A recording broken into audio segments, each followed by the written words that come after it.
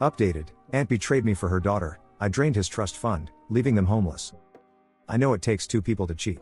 Not denying that my ex was a loser to fall for my cousin, but it's also true that my aunt and cousin kind of poached him.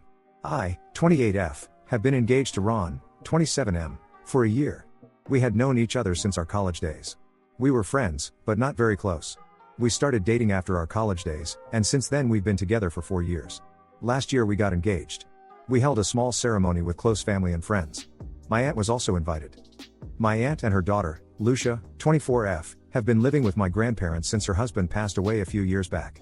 Ever since she attended my engagement, Aunt was impressed by my ex's charm. She told everyone how handsome and rich he was. She couldn't stop praising him. It was unusual because she hadn't been so fond of me. Her daughter Lucia is drop-dead gorgeous, but she is dumb as a stone. And always compared the two of us in all aspects. I was good at studies. Though she was 4 years junior to me in academics, Aunt would compare our report cards and remark how her daughter was better than me.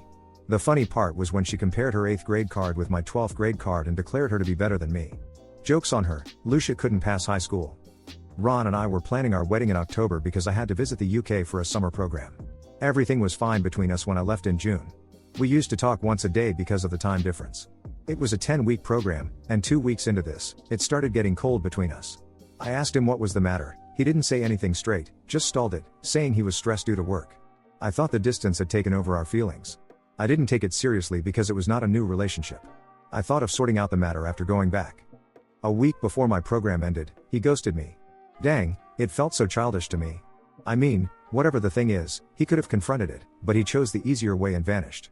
There's something about me, call it ego or whatever, I don't run behind people. I'm not that good of a person. No matter how much I get hurt, I don't put my guard down. His ghosting felt gut-wrenching, yet I didn't show up at his door. Yes, I was in my delusional world that he would come knocking at mine. He didn't.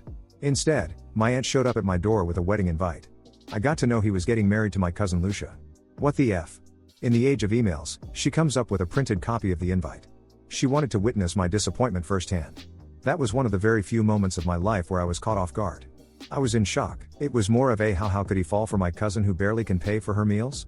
But soon enough, my aunt helped me with the answer. She goes, I'm so sorry, sweetie. I can understand your pain, but what can we do when people fall out of love? Maybe he couldn't handle the distance. Don't be mad at your sister. Ron was the one who reached out to Lucia for a coffee because he had nothing else to do after work. You know how gorgeous my princess is. You can't blame Ron for falling for her. I looked at her with red, teary eyes. You see, usually, I don't entertain my aunt and cut her off in between, but this time I was so shocked that I couldn't say a word. All I did was stare at her and take her mean sugar-coated insults. She said, trust me, honey, I love you as much as I love Lucia. I yelled at her when she told me about Ron, but he came down to my place and politely confessed his profound love for Lucia. You know how humble and sweet a man he is. My heart instantly melted for him when he went down on his knees and asked for Lucia's hand for me like an old school gentleman. Tears rolled down my cheeks as I imagined Ron doing everything she described. She tried to hug me, but I blocked her. I wiped my tears and stood up, saying I had something to attend to, so please leave. She was like, if you're intending to contact Ron, don't do that. He has blocked you. I made him do so. It doesn't look good that my son-in-law contacts his ex, you know, I said, F you and your son-in-law. I've got a lot to do in life than poaching others' men. She stood up and said, don't be disheartened, my baby. I can understand it would be tough for you to get another man at this age and with these looks, but don't worry. There are plenty of divorced men looking out for a second love in life. I'm sure you'll find one such a good man. I yelled, get out. I badly regret losing my composure and giving her the satisfaction of watching my vulnerability, but that's okay. We all have weak moments in life where we just can't hold ourselves together. This news was way more painful than the ghosting thing. I'm not saying it would have been easy if he cheated with any other woman, but it would be a lot better than this. I would have cut him off and be rest assured to never meet him again. But now, who knows, my aunt can show up anytime to rub her daughter's prize on my face. Everyone in the friends and family knew about me and Ron. Now I feel stupid for having a pompous engagement. Now that he's getting married to Lucia, the story is evident to everyone as to what has happened in the background. My aunt has been weaving a different story that Ron found solace in Lucia because I was too headstrong and egotistic and I prioritized my new career over him. She told everyone that Ron didn't want me to go to the UK for the summer program, yet I went there and stopped talking to him. She went as far as saying that Ron suspected me of hooking up in the UK. He heard some guy's voice from the background whenever he called me and stuff. I've never been in touch with most of my relatives after moving out from home. Even as a teenager, I was distant from them because I didn't like their small talk. Hence, it was easier for my aunt to sell off her lies. Ah, it feels so terrible. I know all these golden lines that had happened for the best. I got rid of the cheater. There's light at the end of the tunnel. But you know what? When you're in the middle of the dark phase, it's just impossible to sail through it, even though you know everything is going to be okay in a while. Update 1. Hello and thanks for cheering me up in my original post. I've been intending to update this for a long time. I was like, the day I don't feel anything for my ex, I'm going to make an update, and here we are today. It indeed got better, and there's a cherry on the cake, wait for that. That phase was really dark and long. Not that I didn't go through a breakup before, but this was horrible because he was my fiancé. My mom dropped by for a week, and it kind of helped me to have her by my side. However, I felt sick to my guts the moment she left. I was with Ron for so many years that every place brought back his memories, enough reason for me to leave the city. I applied for jobs in the UK and got a very promising one in Leeds. Nothing like it. I packed my bags and left. Pro tip from me, if anyone is struggling to move on from a broken past, nothing heals better and faster than a change in scenery, yes, only if your situation allows. I understand that not everyone has the leverage to move out from their base. See if you could. Anyways, moving to Leeds felt like I was reborn. I was amazed at how quickly I moved on. It took a better turn a few days ago when my mom called and asked me if Ron was unemployed. I said, yes, he was. I mean, not unemployed, but he left his job a year ago to pursue his passion for writing. Here's an interesting thing, Ron wanted to be a writer and he was writing stuff here and there, but he was not getting anywhere amidst his full-time job. So, I stepped up to help him build a career around writing. We had this agreement that I would work full-time while he would set up a ground of entrepreneurship, and eventually, I would leave my job and we both would work to set up our own enterprise. Sounds fascinating, right? Yes, but he effed up. Mom laughed so hard when I told her these details.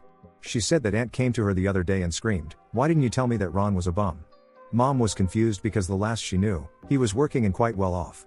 Mom said she had no idea about this. I told Mom that Ron was insisting Lucia take up a crash course, which would land her a better paying job so that she could bear the household expenses for both of them. He wanted to execute that plan with Lucia. Little did he know that my aunt got him married to Lucia so that they both could live off his income. Well, jokes on both of them. The last I remember, Lucia worked part-time as a receptionist in a restaurant taking table reservations.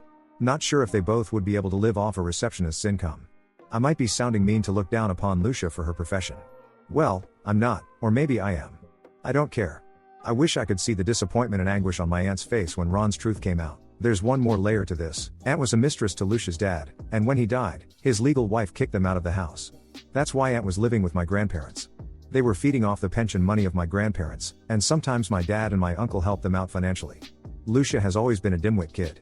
She doesn't like to work, neither is she capable of it. She failed twice in high school and ultimately dropped out. That receptionist job she got was also because of my uncle. He referred her to his friend's restaurant. Nowadays, even a receptionist job needs a high school diploma. If you think karma is served, not yet. After I was done sulking, it was time for action. He was still at his job. We together bought a trust fund that we intended to use later for our business. I had all the access to that trust fund because I managed our finances. I was putting away money in that every month. I would say 20% of the money in that trust fund was his. I liquidated all that fund when I got to know about his cheating. He has no clue that the fund doesn't exist now. He is still delusional that he would get the money from there because he told Lucia that once my anger subsided, he would reach out to me and get his 50% of the share from the trust fund. Delusional. If you think I'm a fraud, well, I'm not, because I had spent an equivalent amount of money on Ron on his bad days. After Ron left his full-time job, he was struggling hard to get any writing gigs. It was difficult for him to make ends meet, so I gave him access to one of my spare bank accounts where I was putting some money for his monthly expenditure. I supported him through all my means. I think what I did is fair. Had we been married, I would have got alimony. This trust fund was close enough because we were almost married. Now I'm wondering about his future plans of entrepreneurship. He has no savings and no job. Not my problem anymore. Update 2. Here's the next update. This Christmas has been delightful. I got the satisfaction of seeing the disappointment on my ex's face. I went home, and my ex came knocking at my door. He was here asking for his trust fund money, and that too he demanded 50% of it. I said, which money? He said he had put savings in the trust fund which we intended to use for our business. I said, oh, that trust fund? I liquidated it. He flipped out. How could you do that? We had kept that money aside for our business. Now what are we going to do about it? I said, excuse me, there is no we here. You are my brother-in-law, and the person you should be calling we is right across the street. He took a deep breath and said, look, I know I've hurt you and you have all the right to be mad at me, but I need that trust fund money. I don't have a job. The client for whom I was writing has off-boarded me. I'm hunting for another client. Lucia doesn't earn enough for both of us. I haven't paid the rent in the last 2 months, and if I default for one more month, the owner has threatened to lock me out. Please understand my situation. Why the hell should I understand your cheating butt? Remember what you did to me? He said his cheating doesn't give me the right to take away his money. I screamed, your money? You owned only 20% of the trust fund, he yelled. Whatever, I want it back, I said. Remember the money I gave you for your monthly expenses? What about that? I've taken your 20% share of the trust fund and made it even. He was struck now. He was calm and said I had spent that money on him as his girlfriend, so I shouldn't claim it. In that logic, he gave me the trust fund money when he was my boyfriend, so he shouldn't ask for it either. He threatened to sue me for eating up his share. I said if he does that, I'll also press charges of card theft because he used my debit card to withdraw the money for his monthly expenditure. I reminded him that if we calculate who owed how much, he might land up in debt, so he better watch his tone and suck up the truth. He stormed out with a bitter face. If this encounter was not enough, my aunt and Lucia showed up at my parents' house looking for me. They were here to ask me about the trust fund money. Ron had told them that I took away his share of the money, and now he has nothing left. He was broke. I said it was none of their business and that I would not discuss my matter with them. Lucia still pestered me to tell her because her future was at stake. I said, this concept is beyond your understanding, so better stay away from it. My aunt yelled at me for insulting Lucia and said that I should lower my ego while talking to Lucia because she's more accomplished than I am because Ron left me for her. My dad came to my room upon hearing my aunt's voice. Aunt melted down on seeing him. She said she was casually talking to me about his distress. Dad said he heard everything and that if she dared to raise her voice again at me, he would cut off all financial aid he has been giving to her. He said he regretted not meddling in my business earlier because they gave my aunt a free hand to humiliate me, but not anymore. Dad told her if Lucia is so accomplished, then let her help Ron in running the house and save themselves from getting locked out of the house. Apparently, Aunt and Lucia didn't know about Ron's poor financial condition and about the default in rent. She was shocked. She started sobbing in front of my dad, saying that Ron had ruined Lucia's life because he could not provide for her. She was worried about where they would live if the owner actually locked them out. She requested I release Ron's share of the trust fund so that she can put his life together. My dad said he was proud of me for standing up for myself and laughed at Aunt for going behind my back and wooing Ron for Lucia. She should have thought about the consequences before pimping out her daughter. Aunt started crying that she did everything to secure her daughter's future. My aunt changes color at lightning speed depending on the situation. She said Lucia doesn't have a father to have her back like you have, neither is she educated like you to earn for herself, so I have to look out for her. I thought Ron was the one who would take care of her, but it seems I've made a big mistake. She cried more. Dad said there was no point in discussing anything with me now because we had broken up, and whatever financial arrangement we had was cancelled. He asked her to stop interfering with my life, and she could now watch her daughter suffer the consequences of the mess she created. I went out with my friends to celebrate our Christmas. I couldn't stop laughing at the fact that Aunt actually thought Lucia was better than me. Now she's crying because of her own doing. Karma served cold. Update 3. Ron mailed me, saying how badly he had screwed up. He borrowed money from his friend to pay his due rent, but he defaulted again because his client delayed the payment for his writing gig. The owner gave him a notice to vacate the house. He requested my aunt to let them live with her for a few months, but my grandparents refused to let them in. Ron didn't know that the house was not my aunt's. They lied to him that it was Lucia's house and that my grandparents were living with them when the truth was otherwise. Bunch of liars. He said Lucia also lied about her education and her job. She told him she was working as a manager in a restaurant. She lied to him about her salary as well, and that's why he thought he could follow the business plan with Lucia. I'm amazed at how he could not sense Lucia's dumbness on their dates. I mean, did he even talk to her before getting married, or was it just the booty call? He said he has given up on his dreams of writing and is seeking a job relevant to his earlier experience. I ignored his email. A few days later, he mailed me again, saying sorry.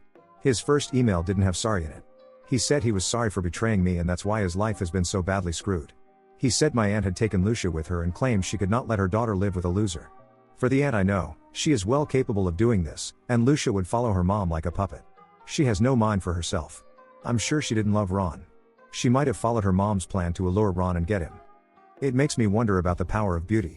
No matter how much we advocate for gray matter, beauty does have an edge over all the intelligence of the world. The best of minds fall for beauty, don't they? However, I'm in no mood to forgive Ron or get back with him. He is apologetic now, but he is a cheater, and once a cheater, always a cheater. His life might be a disaster, and some of it may be because of me, trust fund thing, but I don't regret it a bit. I was fair to myself. He made a wrong choice, and he has to abide by it. I responded to his email, telling him not to contact me ever again, and blocked him. I wanted to tell him that once he got a better paying job, my aunt would drop Lucia at his place. But why would I pacify him when he crushed my soul by cheating on me with my cousin? His misery is no more than gossip to me, which I discussed with my mom with a good laugh. She said she now felt satisfied that karma had knocked down all of them. Story 2. Am I the asshole for making my brother-in-law homeless and embarrassing him? My sister's husband Mark left her and their 12-year-old son Alex about a year ago. His reason was that Alex was too difficult to deal with. I think Mark is a piece of crap who blames his son for everything. Alex is a bit hyper and he does get into trouble for being distracted, impulsive etc., but he's not a bad kid. He loved his dad very much, but he's not stupid. He quickly figured out why his dad left and hates his guts now. Not that I blame him. He's been through a lot, and to put it very plainly, he thinks his mom might just up and leave one day too. Because of this, there will be nights where he won't go to sleep unless his mom sits with him. My sister would never abandon him like his dad did, but Alex is way too anxious. He used to wake up several times throughout the night just to make sure she was still there. He's loads better now, and my sister can go to bed in her room after putting him to sleep. Obviously, we don't tell anyone in our lives about this as it would be extremely embarrassing for Alex. I only know because I currently live with them. I'm helping around the house plus with Alex. Unfortunately, Mark called a couple nights ago wanting to apologize, allegedly, and him and my sister had a pretty nasty fight about Alex, and my sister ended up telling Mark about the sleeping problem. Mark was pretty surprised, allegedly, but just hung up. I figured he actually felt some guilt towards his son for once, but I heard Alex going crazy in his room, and when I went to calm him down he just showed me his phone and he got exactly 3 texts from his dad telling him to man up, stop annoying his mom, and if he didn't man up he'd tell all of Alex's friends. I was appalled. Second my sister came home, I marched straight to Mark's mom's house, where I knew Mark was staying, and chewed him out. I don't think I'm the asshole for that, he deserved it. But Mark's mom and his sisters and their husbands and kids were home, and I told them what Mark's been saying about his own child. I didn't have to, it's none of their business, but I knew they adore Alex, and his mom was extremely angry. One of his sisters even went, "What the F is wrong with you?" Now Mark's mom is giving him a week to find somewhere else to live, and he's yelling at me for essentially making him homeless and dragging his entire family into things. He called me a dumb kid and said I'd what it feels like to be a parent and that he's human too. He admits that he could have been more decent with Alex too, so perhaps he's reflecting. I doubt it. I suppose I went too far regardless. Am I the asshole? For reference, I'm 21. My sister is 34, Mark is 35.